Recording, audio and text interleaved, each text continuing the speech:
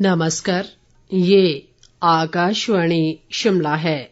अब आप राजकुमारी चंदेल से प्रादेशिक समाचार सुनिए। आज के मुख्य समाचार। राष्ट्रपति द्रौपदी मुर्मू ने मशोबरा स्थित राष्ट्रपति निवास को आम जनता के लिए खोलने की घोषणा की। 23 अप्रैल से लोग राष्ट्रपति निवास का कर सकेंगे भ्रमण। मुख्यमंत्री सुखविंदर सिंह सुक्खू ने कहा, हिमाचल को मार्च 2026 तक हरित ऊर्जा राज्य बनाने के लिए सरकार प्रतिबद्ध। धर्मशाला में आयोजित G20 का 2 दिवसीय अनुसंधान व नवाचार पहल सम्मेलन संपन्न। डेलीगेट्स ने धर्मशाला के प्राकृतिक सौंदर्य को सराहा।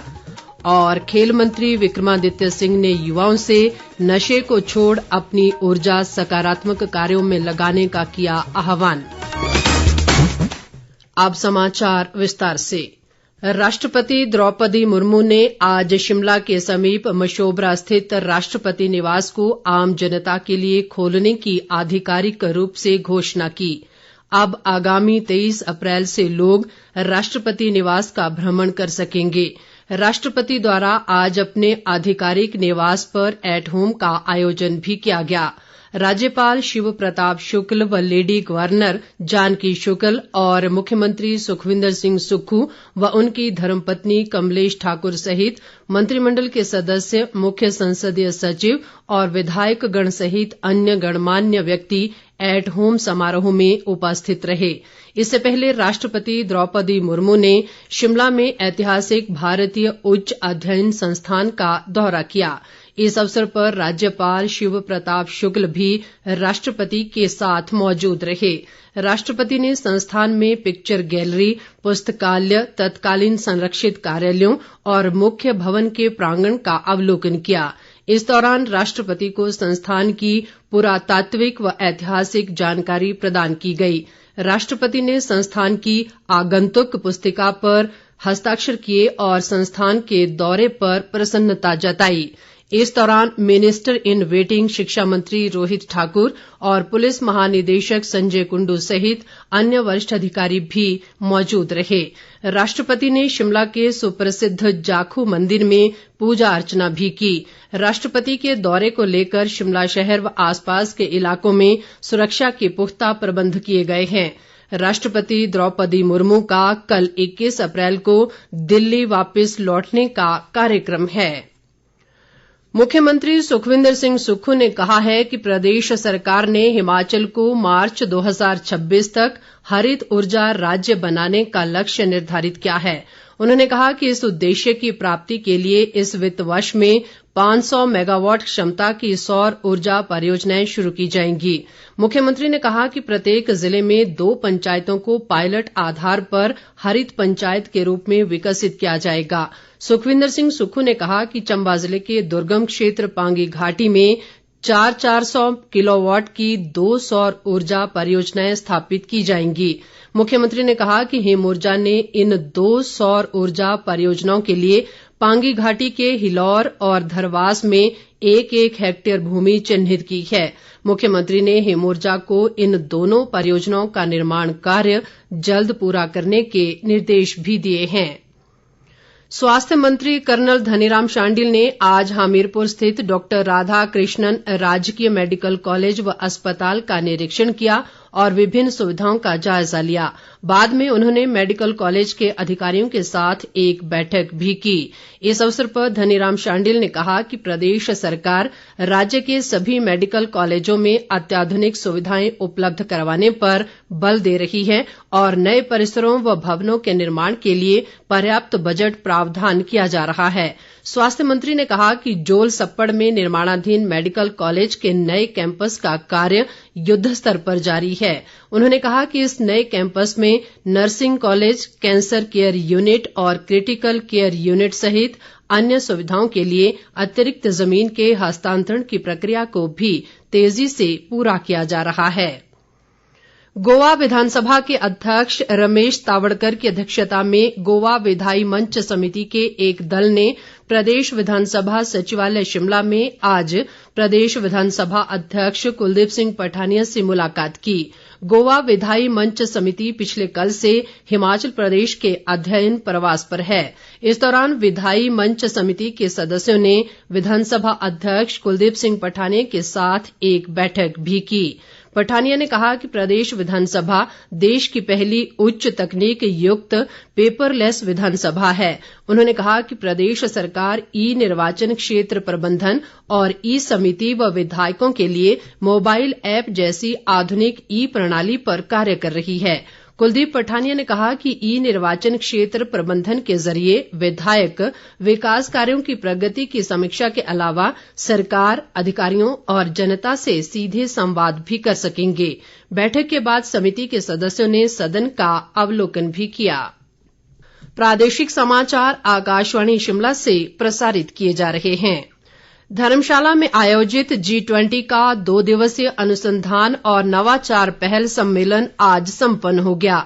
सम्मेलन में G20 के सदस्य देशों के प्रतिनिधि, अंतर्राष्ट्रीय संगठन और वैज्ञानिक समुदाय के आमंत्रित विशेषज्ञों ने भाग लिया। इस दौरान research and innovation initiative gathering विषय के तहत नवीनतम अनुसंधान और नवाचारों पर चर्चा की गई। इससे पहले सुबह G20 डेलीगेट्स के लिए आयुष विभाग द्वारा योग सत्र का आयोजन भी किया गया। बैठक के बाद G20 के प्रतिनिधियों ने आज धर्मशाला में भ्रमण के दौरान प्राकृतिक सौंदर्य का आनंद लिया। उन्होंने नरघोटा में चाय बागानों की सैर की और कांगड़ा कला संग्रहालय में लाइव कांगड़ा पेंटिंग में भी रुचि ली। G20 के प्रतिनिधियों ने कांगड़ा कला संग्रहालय का भ्रमण कर हिमाचली कला संस्कृति और शिल्प की जानकारी ली। डेलीगेट्स ने धर्मशाला में अपने प्रवास को यादगार बताते हुए आतिथ्य सत्कार के लिए प्रदेश सरकार व प्रशासन का आभार जताया। लोक निर्माण व खेल मंत्री विक्रमादित्य सिंह ने कहा है कि प्रदेश सरकार तकनीकी शिक्षा व स्वरोजगार को प्राथमिकता दे रही है ताकि राज्य के युवाओं को घर द्वार के समीप रोजगार के अवसर उपलब्ध हो सकें। उन्होंने आज शिमला जिला के सुन्नी स्थित औद्योगिक प्रशिक्षण संस्थान में आयोजित 4 दिवसीय जिला स्तरीय ITI छात्र खेलकूद प्रतियोगिता के समापन अवसर पर बतौर मुख्य अतिथि शिरकत की। विक्रमादित्य सिंह ने कहा कि प्रदेश सरकार आने वाले समय में राज्य ग्रामीण ओलंपियाड का आयोजन करेगी जिसमें करीब 40,000 युवा भाग लेंगे। उन्होंने कहा कि शिमला ग्रामीण विधानसभा क्षेत्र के कटासनी में 40 करोड़ रुपए की लागत से अंतर्राष्ट्रीय स्तर की शूटिंग रेंज स्थापित की जा रही है जिससे क्षेत्र की आर्थिकी को बढ़ावा मिलेगा।